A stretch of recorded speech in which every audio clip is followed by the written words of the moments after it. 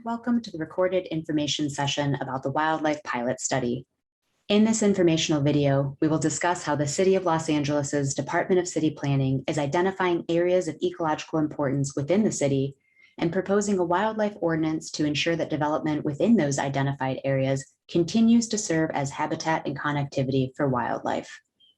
My name is Kat Superfisky, and I am the City of Los Angeles's urban ecologist, a role that was newly created in November of 2019 to assist the city in implementing its ambitious goals for addressing ecological health, including the Department of City Planning's Wildlife Pilot Study, which is the focus of this presentation. The Los Angeles community has faced many challenges this past year. Recent events, primarily including COVID-19 and the ongoing conversations around racial justice and restorative planning, have highlighted and placed increased importance on issues that are not new, but are the result of systemic conditions that have long existed. These events reinforce the importance of public health and access to resources in times of need, highlight the need for flexibility in regulating the built environment, and emphasize the need for greater access to open space that serves a variety of purposes: to meet and socialize, relax and exercise, and to enjoy and benefit from biodiversity and environmental quality in everyday life. The Department of City Planning has prepared this recorded informational session with these realities in mind and seeks to present information to all stakeholders in a manner that is accessible and convenient. Typically, open houses and in-person events have been the primary way information is shared. This has been broadened with options of online meetings and recordings such as this. Our hope is that stakeholders will view the information the Planning Department has produced and will engage in a way and at a time that is best for them. At the end of this presentation, you will find a link to COVID resources. You will also find a link to sign up to receive future updates and announcements related to the Wildlife Pilot Study program. And until we are able to resume in-person meetings, City Planning will continue to provide information that can be accessed online, on demand, when is most convenient for stakeholders. This presentation will contain background information, an overview of the Wildlife Pilot Study and proposed regulations, as well as a timeline and next steps. On behalf of the City of Los Angeles, we thank you for your interest in this topic and for watching this informational video to learn more. The Department of City Planning continues to carry out its responsibility to plan for the city's future with the aim to provide housing, mobility, and environmental quality that will foster a more sustainable, equitable, and healthy future for all Angelinos. Cities are often seen as urban or developed areas composed of concrete, steel, and infrastructure. But cities, such as Los Angeles, are helping to set a precedent for how to address some of the most essential conservation strategies within the most developed parts of the world. Los Angeles is located in the California Floristic Province, which stretches from southern Oregon down to Baja California. The California Floristic Province is one of 36 global biodiversity hotspots, ranking this area on par with places like Madagascar and the tropical Andes. Part of what qualifies a place as being a biodiversity hotspot is that there are 1,500 plants that are found growing in that area and nowhere else in the world. Conservation International, which designates these biodiversity hotspots, claims a hotspot, in other words, is irreplaceable. The other qualifying factor for being listed as a biodiversity hotspot is that 70% or more of the original natural vegetation in that area has been lost. Most of this habitat loss comes from agriculture and human development. Although many plants and animals have been impacted by human development, nature still exists in places like Los Angeles and is being documented by scientists, which is helping to contribute to the global understanding and enhancement of urban biodiversity. So much nature already exists in Los Angeles. This map illustrates the amount of biodiversity that is occurring in the greater LA region, as captured by iNaturalist, which is an online network of community scientists, naturalists, and biologists built on the concept of mapping and sharing observations of nature and biodiversity. The different colors on the map indicate the location of different plants and animals that have been observed and recorded by community scientists, who are members of the general public who collect and analyze data related to nature. This abundance of biodiversity in the greater LA area partially stems from the unique topography that surrounds the basin.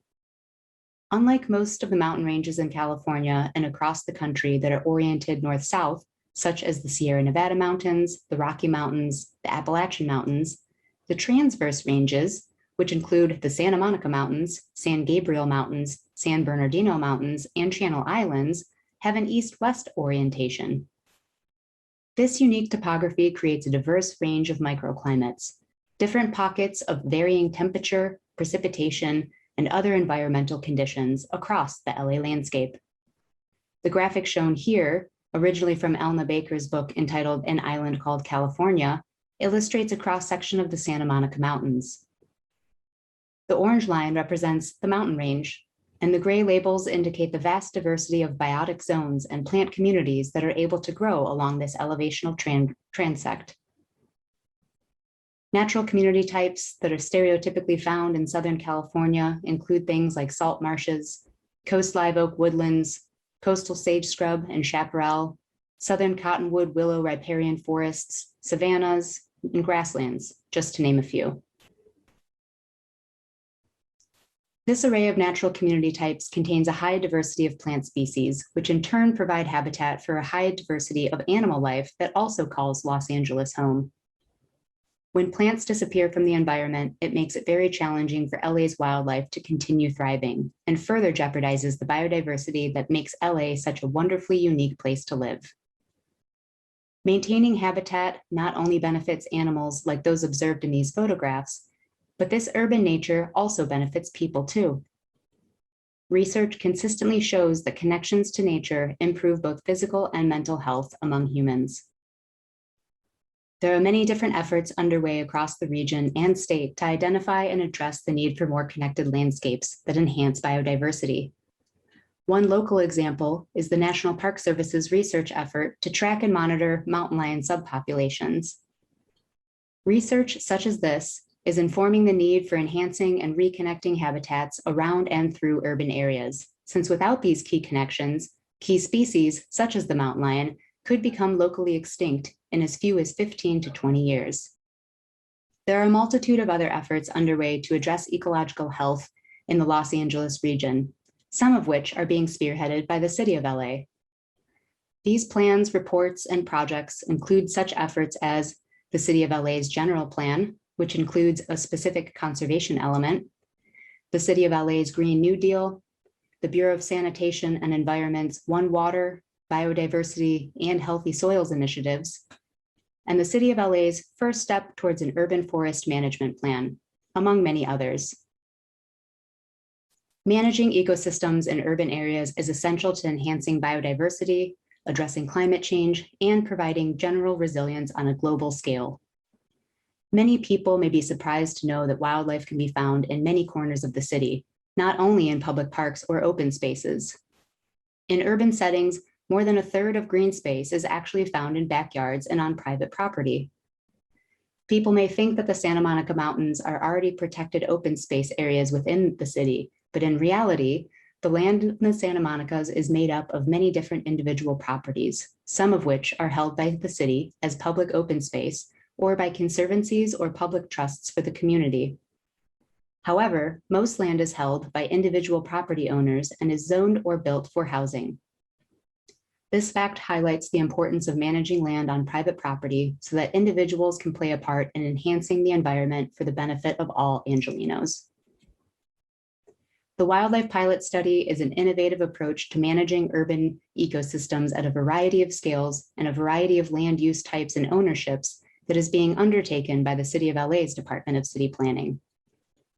The effort identifies areas of ecological significance within the City of Los Angeles and proposes a set of regulations for new development that can be more compatible with the land, water, plants, and animals that make up our city's world-class natural environment. An overview of the Wildlife Pilot Study and details about proposed regulations follow in the next section. My name is Lena Mick. I'm a city planning associate with the Los Angeles Planning Department, and I will be sharing with you how the Planning Department is working to support the city's ecological goals to conserve and protect wildlife habitats and connectivity. The Wildlife Pilot Study is an effort that the Planning Department initiated in response to a motion by City Council member Paul Koretz of Council District 5 to create an ordinance with a set of land use regulations that would preserve wildlife connectivity in the city. Therefore, the project takes a broad approach on maintaining and preserving wildlife corridors by seeking to preserve larger ecosystems that promote biodiversity and wildlife connectivity over the entire region. The overall goal of the proposed regulations is to balance wildlife habitat with private property development in order to achieve more sustainable outcomes in the city's hillsides. By ensuring that such development takes place in a more sustainable manner, the city can help to address and support other essential goals such as biodiversity, climate resilience, fire safety, and watershed health. Together, these goals create a more livable city for everyone. The first step of the Wildlife Pilot Study was to identify areas that were potentially ecologically important or sensitive in the city. To do this, the city hired a team of biologists to conduct an assessment. The areas that were identified as being referred to as preliminary protection areas for wildlife, or PAWS, are shown in green on the map to the right. A smaller subset of the PAWS was then later selected for further study for the development of wildlife regulations. This focal area is highlighted in yellow and is referred to as the Wildlife Pilot Study Area. The pilot study area was selected for initial focus because it represents a mix of primarily low-density residential developments mixed with large undeveloped open spaces and natural areas. Therefore, the area provides an ideal environment for piloting regulations to continue to allow urban development while maintaining and improving habitat preservation and enhancement.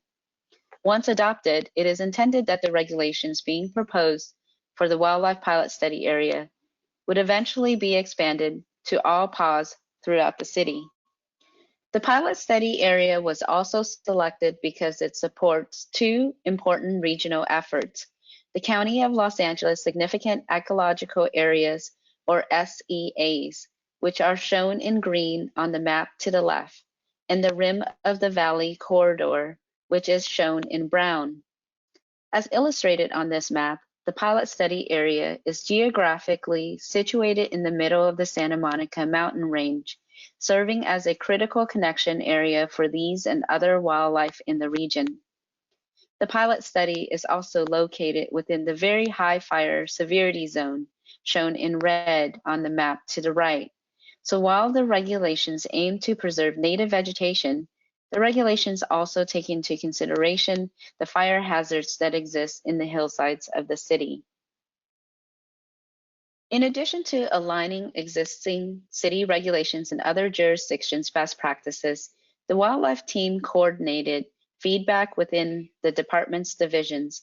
The proposed wildlife standards take into account existing planning departments' efforts, including updates to the Protected Tree Ordinance, the proposed Ridgeline Ordinance, and community plan updates such as the Hollywood and Southwest Valley plans updates. This coordination also incorporates revised approaches being proposed for the city's zoning code update. In addition, the wildlife team have been coordinating with other city departments such as Bureau of Sanitation and Environment, Department of Building and Safety, Urban Forestry, LA City Fire Department, Department of Water and Power, and Bureau of Engineering. The proposed regulations are meant to align with parallel regional efforts while complementing existing hillside city regulations. For instance, properties in the pilot study are subject to the baseline hillside ordinance, the hillside construction regulations, the Mulholland specific plan, and regulations associated with underlying zones. New regulations would work together with existing regulations to meet objectives for wildlife. The proposed regulations would enhance wildlife habitat and connectivity by considering factors that influence wildlife health and mobility, such as proximity to large open spaces, sensitive vegetated areas, and the presence of water. Features that may impede wildlife movement, such as land use patterns that result in fencing and structures which create barriers to movement for wildlife, were also taken into consideration. Proposed regulations include yard setbacks, resource buffer requirements, fencing requirements, lot coverage rules, slope and grading rules, vegetation and landscaping standards, and new standards for windows, lighting, and trash enclosure. The varying topography of the hillsides dictates that one size does not fit all. The proposed setback options are meant to provide a greater degree of design flexibility for a wide variety of lot sizes, shapes, and topographies in hillside areas. The standards proposed for yard setbacks would help to minimize land and native vegetation disturbance, to maintain unobstructed spaces between properties, to minimize obstacles to natural open spaces, to retain unobstructed spaces for vegetation and habitat areas, and to retain adequate space between structures to address fire safety. While setback requirements are meant to preserve spaces between properties, current rules often allow structures to be built within setbacks.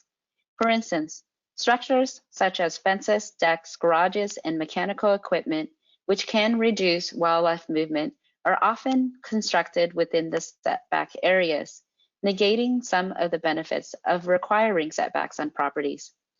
Therefore, proposed regulations would limit structures that are allowed to be built within setback areas to preserve space between properties.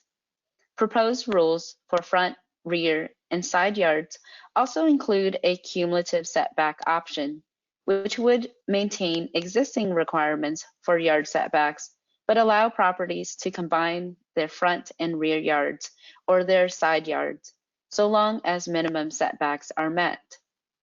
The cumulative option offers multiple setback combinations and provides greater flexibility in siting to accommodate the irregularity of lots and steepness of slopes. Fencing and wall structures are commonly constructed to enclose yard setbacks. Certain fencing locations and designs can prevent wildlife from safely passing between important habitat areas. However, there are ways that fencing can be designed to allow wildlife to move through without harm or stress. The proposed regulations would require wildlife-friendly fencing to help retain unobstructed spaces between properties in order to preserve wildlife connectivity and native vegetation, to preserve contiguous habitat areas to support wildlife movement, to minimize dangerous conditions for wildlife by prohibiting hazardous fencing materials, and to retain adequate space between structures to address fire safety. The proposed fencing regulations would require fences, walls, or privacy screens to be located outside of setback areas unless they are wildlife friendly. Wildlife-friendly fencing is described as fencing, walls, or screens having design that provides openings and will not prevent animal movement. Examples include split rail, flatboard, hedges, or wrought iron. Fencing materials would also be encouraged to be non-combustible due to fire hazards that exist in the hillsides and be designed to not pose harm to wildlife. For example, chain link and barbed wire fencing would be prohibited. One of the goals of the wildlife study is to protect natural resources for wildlife habitat. The next regulation helps in this regard by proposing buffers around sensitive resources such as streams, wetlands, riparian corridors, ridgelines, and open spaces. Lakes, streams, and wetlands are a significant water source for wildlife and vegetation. They provide important watershed functions for our ecosystems. Riparian woodland is a plant community found along stream bottoms containing ferns and shrubs shaded by a variety of trees, including sycamore, live oaks, and willow. Parks and open spaces make up about 8% of land in the pilot study area. That's a total of 1,800 acres. Open spaces are important to wildlife as they serve as linkages and sanctuaries for animals. Buffers from these natural areas are important to avoid disturbing those spaces needed for wildlife habitat and mobility, and to support a healthier ecosystems and biodiversity. Therefore, resource buffer requirements would serve to maintain adequate buffers between structures and undeveloped areas, to limit disturbances to soils, waterways, vegetation, and habitat areas, and to reduce the impacts of projects on waterways, to improve wildlife connectivity opportunities along waterways, ridgelines, and natural open spaces, and to retain open space land for recreational and educational opportunities. The regulation would propose a 50-foot buffer when resources are identified on site, meaning construction would be restricted within the buffer. Grading or construction activities occurring within the 50-foot buffer would require additional development review. Developments may have negative effects on habitat areas through the increase of impervious surface areas. Impervious surfaces are any material that prevent passage of water into the underlying soils and create runoff. Examples of impervious surfaces include structures, asphalt, concrete, clay, and compacted soils. These features can disturb vegetation and create downslope runoffs and sedimentation impacts on flood channels and waterways.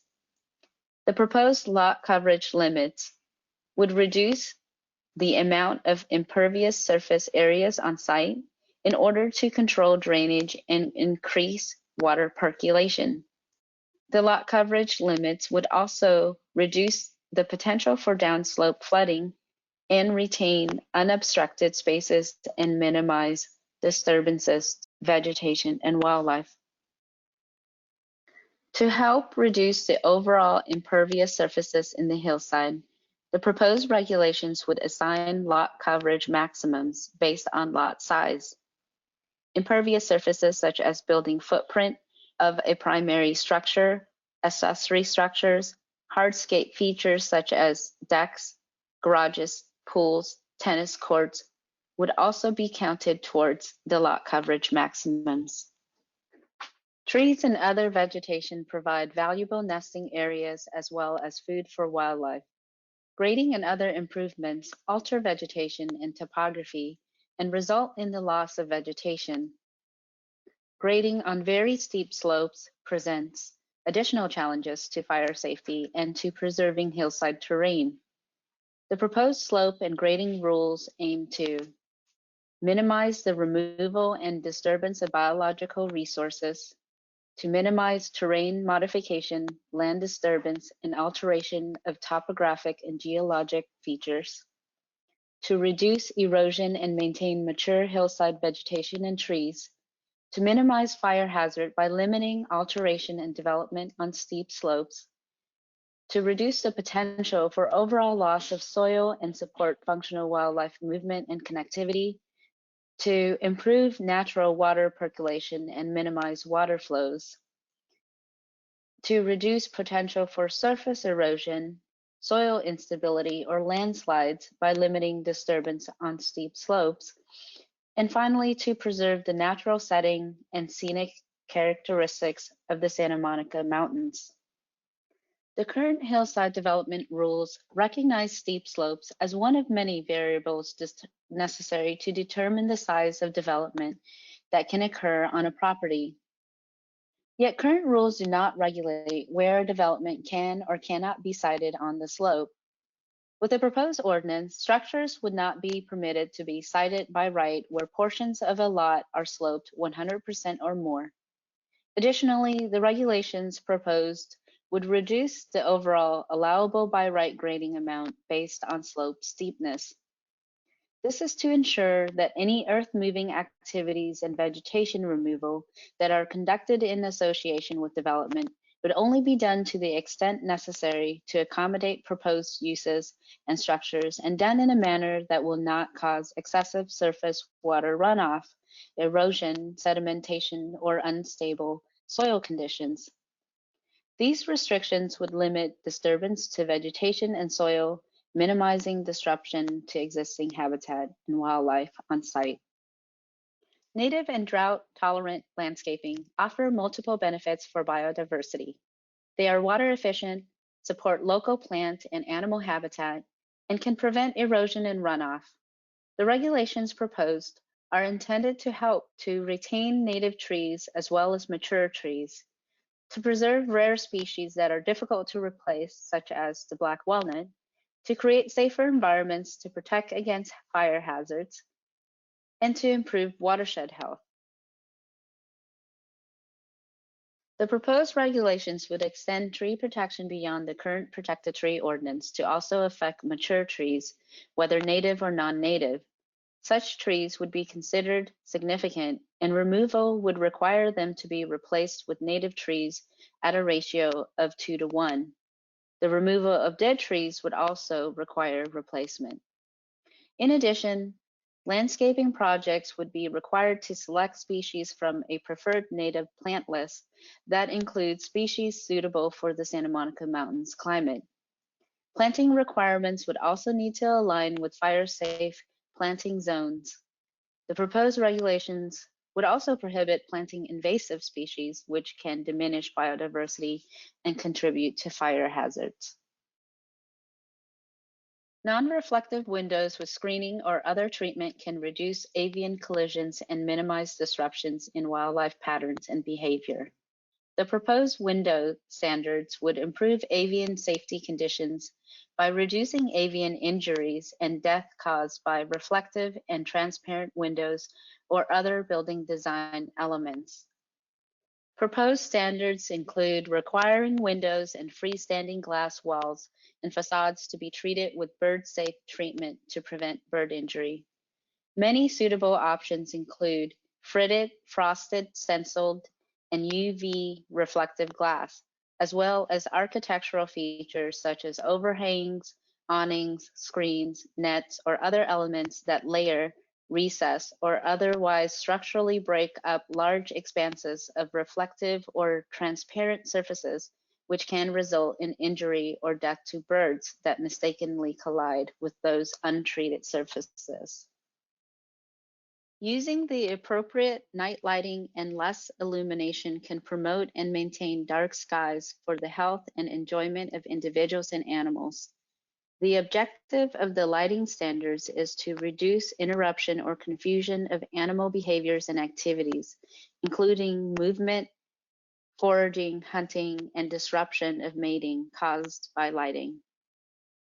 The proposed lighting regulations would require downcast lighting to reduce light pollution, limit the height of fixtures, require the use of lower lumens or lighting levels, and properties would also be required to direct light away from any natural open space or resource buffer areas.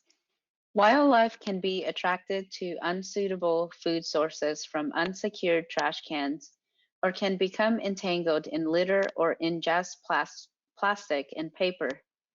Encouraging secured trash enclosures will decrease human-wildlife conflicts and allow for peaceful coexistence.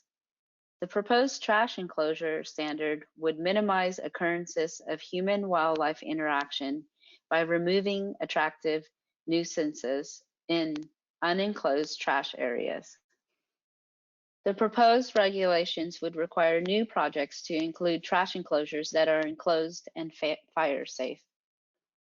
The regulations proposed are intended to work holistically to provide the strongest protection in areas most sensitive in the hillsides and most important for the health of habitats and associated wildlife. By protecting biological resources, particularly within nearby streams, creeks, riparian areas, reservoirs, or open spaces, the city can better preserve land that has the potential to support wildlife movement and regional wildlife connectivity. By implementing this ordinance first in the pilot study area in the Santa Monica Mountains, The city can determine if these set of regulations are adequate to achieve the intended outcomes.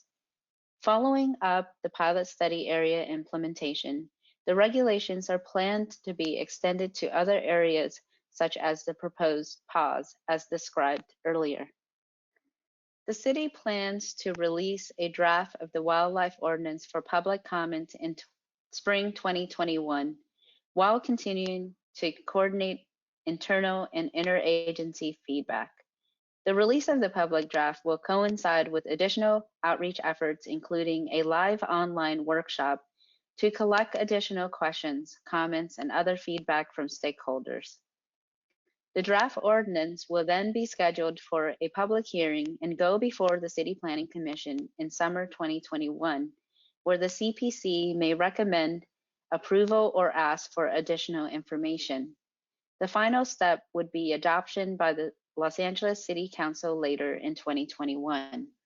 The Department of City Planning is committed to supporting public health and well-being in Los Angeles. Please note that planning staff are continuing to work remotely as well as in city offices to ensure that planning work continues, projects progress, and resources are made available to the public. Teams are adapting materials and upcoming presentation milestones and events to include virtual and remote outreach and engagement. For more information and to access resources, please visit corona-virus.la. Thank you for your interest in the Wildlife Pilot Study and Draft Wildlife Ordinance. Sign up to receive updates and additional outreach announcements, or to ask questions regarding the proposed regulations at Our LA 2040 at lacity.org, or visit our project page on the planning.lacity.org website for more information.